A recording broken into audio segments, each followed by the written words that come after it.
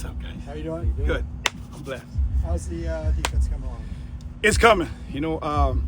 We're carrying over from spring ball and continuing to develop some of the transfer portals, and us actually really more the unity of, we understand the defense from spring ball, and then now it's really just putting it together where the guy to the right and the left of you were all kind of meshing together to make the scheme work.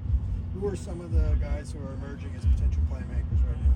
Well, a guy that's really excited, I'm excited about, is watching Gary and Keanu come back.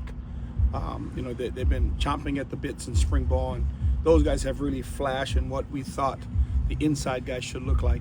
And then for the secondary, Key Lawrence is doing a great job. His leadership skills is stepping up, and you can see it carry over to the field as well as off the field in the meeting rooms. He's taking a leadership role there, and then they're holding like separate meetings by themselves. So they're really taking the initiative to grasp this scheme. When it comes to Gary and Keanu, would you say they're 100%, and are they going to be able to take all the reps they normally would take, or are you going to be mixing some other guys in, and maybe that's a function of depth as well? They can. Yeah. I think the way Coach Foster is, we want to make sure we can take care of our horses, so to speak. So they'll take reps here and there, just so they can mentally lock in. But the end goal for us is to make sure we get them to August 30th and they're full speed. When it comes to Gary, do you have a set plan of how many snaps you'd like to get him involved in a game?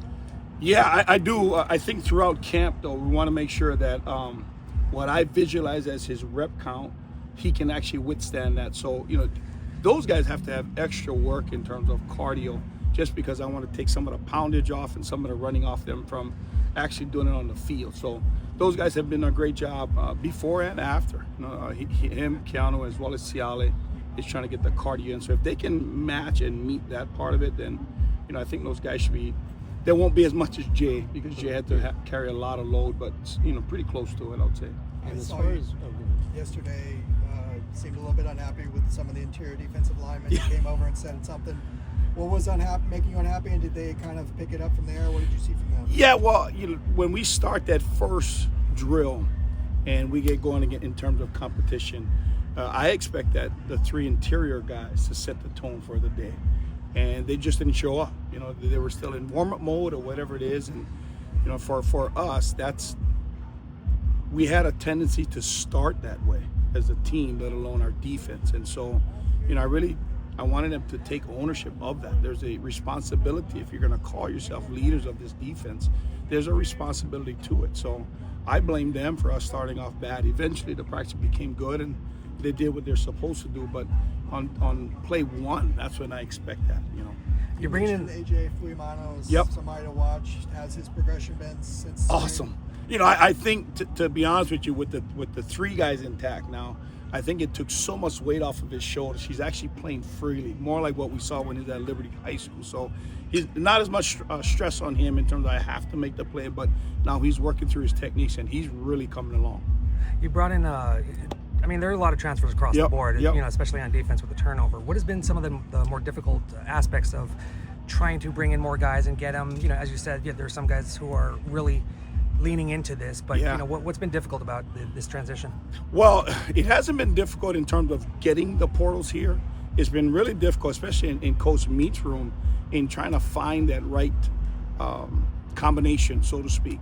And they've actually all met the expectation of what we thought they would do. So then it falls on me, and how many guys can I get on the field at the same time? So as we get going through camp, we'll do like we normally do. We'll get into a lot of exotics, and we'll switch this and we'll switch that, just so that the guys are fighting what they're fighting for. There's some payoff at the end, that they will see the light at the end of the tunnel and get on the field. Are you leaning more toward third linebacker versus a nickel this year, or one way or the other, or what are we? It's about even now because of the depth that we brought in at the secondary. We don't have to lean so much into like what we did last year. We really had to manufacture things, and now we can actually stay with our base stuff and go out and play. What are you seeing from the linebackers, and who's standing out? Well, aside from John, I think Juju Walls is taking a huge step. Isaiah Chisholm has really found himself now. He's playing way faster, and you can tell like he's starting to smile a lot more. You saw him learning the package, and then now he's actually putting his best foot forward. Like his talent is really starting to show. And then the guy that we're all excited to see was Donnie Palat. Getting back on the field, and he's so athletic, so it's really exciting for us to watch. What How about does plot kind of factor into what you guys want to do? Because obviously you've got you've got quite a bit of I guess options there. Yeah, so for me, I'm racking my brain as we speak, because both the secondary and the linebacker crew has really put a decision making for me in terms of how many backers I can get on the field at the same time and how many DBs I can get on the field at the same time. So, but Donnie has really made a case for himself that somehow, some way, he needs to get on that field. So I got to do a better job in terms of just personnel and things like that. one of the guys you brought in with a lot of speed is Roderick Pleasant? Yes. What have you seen out of him? Getting the rust off to start with. It's always hard to get used to a package, and the guys that are ahead of him right now, they had a whole spring. So the stuff that we were trying to get through spring and get the rust off of them, Roderick is going through that at this moment. But he's progressing really, really well. He will be a big factor in what we do here. Getting a guy like Kanye Clark healthy and back, can you kind of talk about him? Yeah, well, Kanye and Cole, they're about the same, those two guys. They're so multiple. We can move them all over from corner to nickel to safety. They've actually been playing all parts of it. So it really helps us to move other people in other parts that maybe if they get in the game, we can shuffle those guys around. But Kanye being back, I mean, it's like two warriors with him and Cole out there. It looks like you guys maybe signed a new guy, Jalen Hargrove. Yep. Is he gonna join the team soon? Yes. He's actually getting himself in shape. We don't want to just throw him in the fire and then he gets hurt. So we're thankful that he got to join as much as we can. I think we all understand how important the depth at defensive line play is. So the more people we got to bring in, the better off we are. Is he here now? He is here now. Okay. He is here now. Just going through the cardio part, making sure he can keep going that way. What's it like to see Coach Martin be able to coach his son? Have you seen Yeah. some special moments there? I think like most dads, I think he's probably harder on Cole than most, but I think that those guys are very similar in terms of the mindset. Cole wants all of it. He loves the fact that we can be hard on him, but then separate him from his dad. And then I think Coach Meade likes that as well, where he can be hard on Cole, but then it's not a father-son relationship. It's truly a coach-player relationship. So we're getting better that way.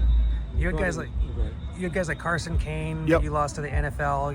Some really productive guys. Yep. Do you see? And it's kind of hard to replicate that. Yeah. But is anyone doing a good job of trying to replace what they? I think John. First off, he will be set up to do what Carson did already. Just a matter in belief and confidence. I think that's what Carson went through, and that's what John has to go through. He had a great offseason. So for him, just going and making plays will be his biggest challenge, knowing that he can do it, and it's all really set up for him. Got two new arrivals since the summer, Anthony Jones Yep. and then Bennett. Yeah. What do you see out of those two, and are either one of those maybe more ahead of schedule than the other right now? I think they're both about the same. Again, part of it is really unlearning to learn. There's so many different schemes that both of them have been a part of, coming from the Michigan area. But for us, they fit us perfectly. It's just a matter of them understanding where they fit in. There's some techniques and there's some scheme issues that are just a little bit different than where they're coming from, but they fit us perfectly, and they will be playing on Saturdays for sure. Coach Foster was talking about the new kind of recruiting energy among Yeah. the assistants.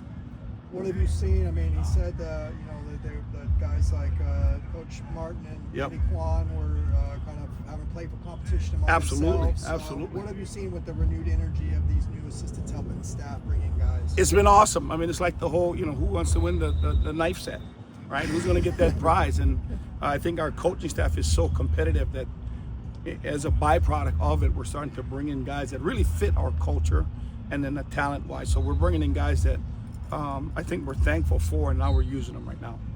You guys have had a schedule change this week with shifting away from some morning practices to Yep. more in the afternoon. Yep. Was there a specific reason for that? Or? Yeah, he's just testing the discipline. That's Coach Foss. He wants to change things back and forth and see how do we react, and then can we stay focused on the task at hand. He says practice here, let's get back and we stay focused. No, we're going to change it. We're going to practice in the morning. Let's stay focused here. So that's just Coach Foss. He's really testing our team and how disciplined can we be with everything. When you think about the defense, you have a pretty good idea in your mind of who the starters are going to be, or is it still pretty fluid across the board? It's pretty fluid across the board. What I think I went into camp probably having a decent idea of who I think would start, and there are guys that are competing that are really putting a good case for themselves. So that's a great problem to have, though, for us, to have multiple people battling for jobs. I think, when it comes to outside expectations, I think you guys obviously surpassed and surprised people last year. What are your own internal expectations, and how much do you have to maybe try to raise the standard going into this year? Yeah, well, I hope it's the same result. I hope we can surprise and surpass what everybody expected us to do. I mean, we're doing it again. We're going to replace all 11. I think our own expectations have a standard, and I expect to meet them. So if we do, then we should probably have the same result, and I think the same expectations or exceeding the expectations of everyone else.